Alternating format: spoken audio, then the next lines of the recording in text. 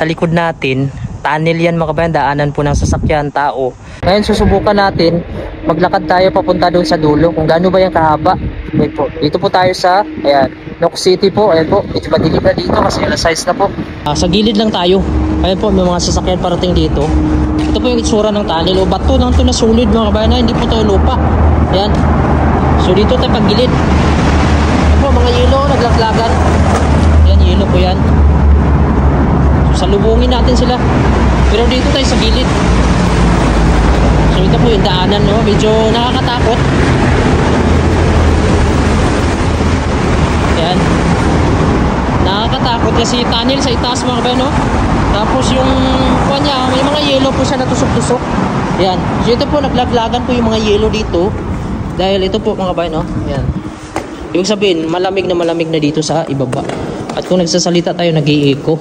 Yung pakiramdam ko mga kabayan, medyo may takot. Siyempre, first time ko dito maglakad at medyo mahaba-haba din tunnel na to. At saka, tingnan nyo naman sa itaas. Pero solid yan na bato mga kabayan, hindi basta guguho. Tapos yung dinadaanan natin, ayan po, mayroon po mga yelo dahil sa lamig. Kung walang sasakyan na dumadaan dito, medyo nakakatakot. Mabuti na lang may sasakyan. Pero ito yung nagsisilbing daanan ng mga tao mga kabayan. Shortcutan po papunta sa city. Dito po mayroon pong parang box dyan. Hindi ko alam kung sa electrical o sa tubig. Yan po. So patuloy lang tayo mga kabayan. Siguro na sa 500 meters ito mga kabayan. Medyo malayo din pala. Pero wala pa tayo sa kalahati. Nasa 1/4 pa tayo. Ayan po. May mga wire po sa itaas. Tapos ito po may mga ilaw pero hindi naman kasing liwanag. Ayan. So yung makikita natin dito ay puro lang po mga yelo at saka bato. Maalikabok mga kabayan, syempre ay nasa loob ito. Hindi naman makalabas yung alikabok dito. Yan po, nag-yelo po dito. Pakita ko sa inyo yung tunnel. Ayan po. Bato yan mga kabayan na solid. Hindi po yan basta-basta pareha sa atin na bato ha. Na netitipak basta-basta. Ito po ay minsan kailangan pa nilang barinahin o gamitan pa ng machine para matuklap. Tingnan mo naman, oh, wala po siyang mga, yung, alam mo yung mga biyak-biyak. Yan, oh. Solid talaga siya.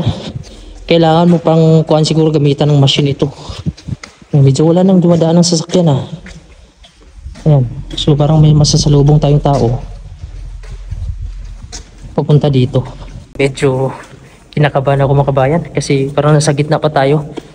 At siyempre maisip mo diba pag nasa tunnel gaya sa atin sa Pilipinas.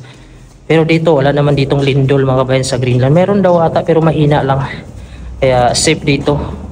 At ito na yung nagsisilbing daanan ng mga tao rito. Yung mga sasakyan dito ay palitan lang po. Dito aandar. Tapos pagkatapos yan, yung doon na naman. So hindi po pwede dito magpangabot kasi one way lang ito mga kabayan. Salitan lang.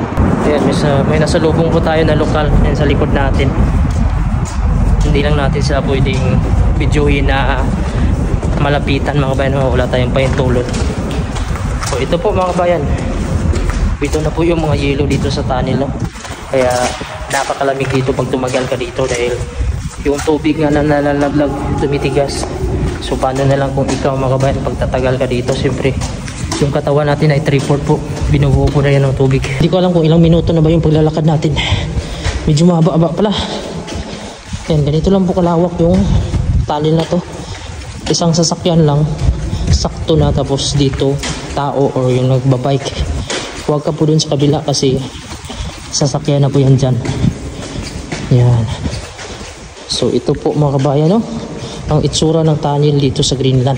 Malapit na po tayo sa exit mga kabayan, no? Ito po, mayroon po siyang mga cyclone dito or yung alambre.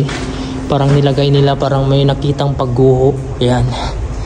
So patuloy lang tayo kasi malapit na din na tayo makarating. May sasakyan na nag-aantay. Ibig sabihin yan ay nakapula pa sa area niya, sa side niya. Ito po, yelo na po itong nadadaanan natin. So dito lang tayo dadaan kasi sa gitna kasi sasakyan na dadaan dyan. Marami pong nag-aantay dito na sasakyan kasi sila naman ang papasok kapag mag-green po dito. Kapag tapos na po sa kabila. Kasi dito, wala na pong sasakyan. Pero ito kasi, nag-green na siya mga kabayan. Ibig sabihin, go na. Ayan. So may traffic light din dito, yan po, traffic light na yan.